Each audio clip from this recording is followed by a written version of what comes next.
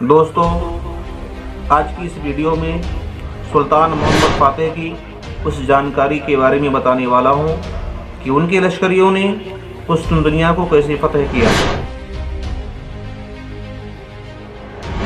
29 مئی دن جمعرات یہ وہ تاریخ ہے جس دن عثمانی ترکوں کو ایک ایسی فتح نصیب ہوئی تھی جس کا انتظار پچھلے 700 سالوں سے ہو رہا تھا۔ 1100 سالوں سے قائم بازنطینی سلطنت اپنی آخری سانسیں لے رہی تھی۔ یہی وہ دن تھا جس دن سلطنت عثمانیہ کے 21 سالہ نوجوان سلطان محمد فاتح نے قسطن دنیا کو فتح کر لیا تھا۔ دوستو، 29 مئی سال 1453 کی تاریخ رات کے 1:30 بج چکے ہیں۔ دنیا کے ایک قدیم اور عظیم شہر کی دیواروں اور گنبدوں کے اوپر چاند تیزی سے مغرب کی اور دوڑتا جا رہا تھا، جسے اسے کسی خطرے کا اندیشہ ہو۔ اسی ڈوبتے ہوئے چاند کی دھندلاہٹ میں دیکھنے والے دیکھ سکتے ہیں کہ شہر کی دیواروں کے باہر فوج کے دستے پکے ارادے کے ساتھ جمع ہو رہے ہیں۔ ان کے دل میں ایسا احساس ہے کہ وہ تاریخ کے ایک اہم موڑ پر کھڑے ہیں اور دیواروں کے باہر عثمانی فوج آخری حملہ بولنے کی تیاری کر رہی ہے۔ عثمانی توپوں کے شہر کی دیواروں پر گولے برسائے ہوئے بہت دن بیت چکے تھے۔ کمانڈروں نے خاص طور پر 3 جگہوں پر توپوں کا منہ نشانوں پر رکھ کر دیواروں کو زبردست نقصان پہنچایا۔ دوستو، آپ کو بتاتا چلوں کہ 21 سالہ عثمانی سلطان محمد فاتح اچانک غیر متوقع طور پر فوج کے اگلے محاذ پر پہنچ گئے ہیں۔ انہوں نے یہ فیصلہ کیا تھا کہ آخری حملہ دیوار کے بیچ کے حصے پر کیا جائے گا، جہاں پر 9 دراریں پڑ چکی ہیں اور خندق کا بڑا حصہ پاڑ دیا گیا ہے۔ سر پر بھاری پگڑی باندھے اور سونے سے جڑے لباس پہنے سلطان نے اپنے فوجیوں سے ترکی زبان میں خطاب کرتے ہوئے کہا کہ میرے دوستوں اور بچوں، آگے بڑھو، اپنے آپ کو ثابت کرنے کا وقت آ گیا ہے۔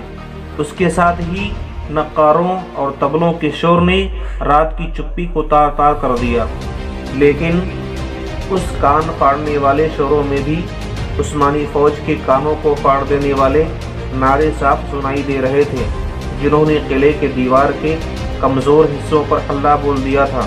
ایک طرف زمین پر، دوسری اور سمندر میں کھڑے جہازوں پر تعینات توپوں کے دہانوں نے گولی داغنے شروع کر دی ہے۔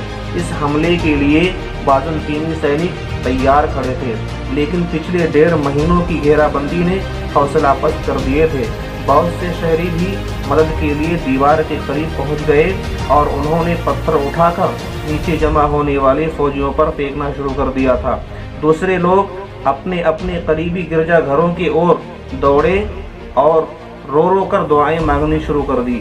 پادریوں نے پوری طاقت کے ساتھ شہر کے مختلف چرچوں کی گھنٹیاں بجانی شروع کر دی، جن کی ٹنٹناہٹ سے ان لوگوں کو بھی بیدار کر دیا جو اب تک سو رہے تھے۔ عیسائیت کے تمام فرقے کے لوگ اپنی صدیوں پرانی اختلافات کو بھلا کر اکجٹ ہو گئے اور ان کی بڑی سنکھیا سب سے بڑے اور مقدس چرچ حاجی صوفیہ میں اکٹھا ہو گئے۔ بازنطینی سینکوں نے پوری طاقت سے روکنے کی کوشش کی۔ دوستو، میں آپ کو بتاتا چلوں کہ جب مشرق کی طرف سے سورج کی پہلی کرن نمودار ہوئی تو اس نے دیکھا کہ ایک ترکی سینک کارکوپرا دروازے کے اوپر نصب بازنطینی پرچم کو اتار کر اس کی جگہ عثمانی پرچم لہرا رہا تھا۔ پورے جوش بھرے اس سینک کا نام اولو باقری حسن تھا، جس نے دیوار پر چڑھنے کے جوش میں تیر، برچھے اور بھالے کی بھی پرواہ نہیں کی، شہر کی فصیلوں پر اپنا پرچم لہرا کر وہیں شہید ہو گیا۔